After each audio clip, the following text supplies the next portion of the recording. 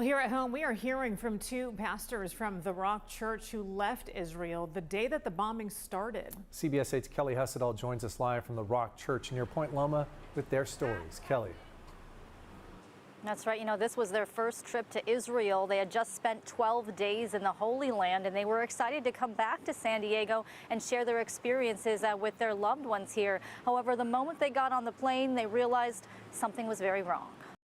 There are a few people sitting in front of my wife and I on their phone, their cell phones. You know, you can still be on your phones for a few minutes, and they're getting calls from friends or family members saying that Israel's being attacked, Israel's being bombed, and so slowly that word's getting out on the airplane.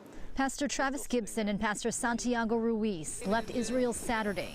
Here's what happened just moments after their flight left the Tel Aviv airport. As soon as we took off, our pilot took a hard right turn, and we all looked at each other thinking, what was the point of that? Why so aggressive? And as we looked out the window, one of the people from our church and our group saw smoke coming off the ground. He says a missile had hit just 4 miles from their plane. We were one of the last few flights that got out before they kind of shut down.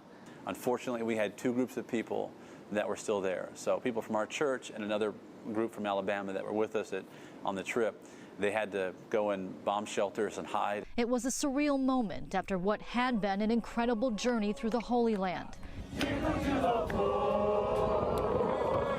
Here's cell phone video of some of their experiences, visiting sites they had never seen before. Ironically, their trip included a Pray for Peace in Jerusalem dinner. There were at least 20 different nations physically there at the event with us, and to see the unity and to see people just really praying for peace. Once back home, they say it's hard to describe how good it felt to hug their children. Just thankful and grateful that we were able to get out. I don't think we'll ever be the same, having been to the Holy Land and seeing these places, but also right in the day of this war starting. I'll never forget that, and I think we're marked by it, and we'll move forward trying to educate ourselves, hopefully educate our city, educate our church, and also our children too as they ask questions.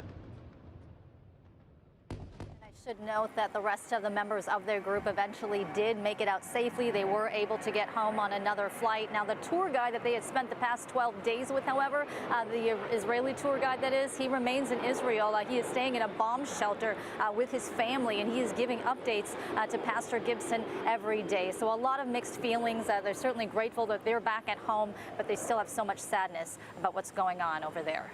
Heather and Carlo. Kelly Hussedall reporting live for us. Thanks, Kelly.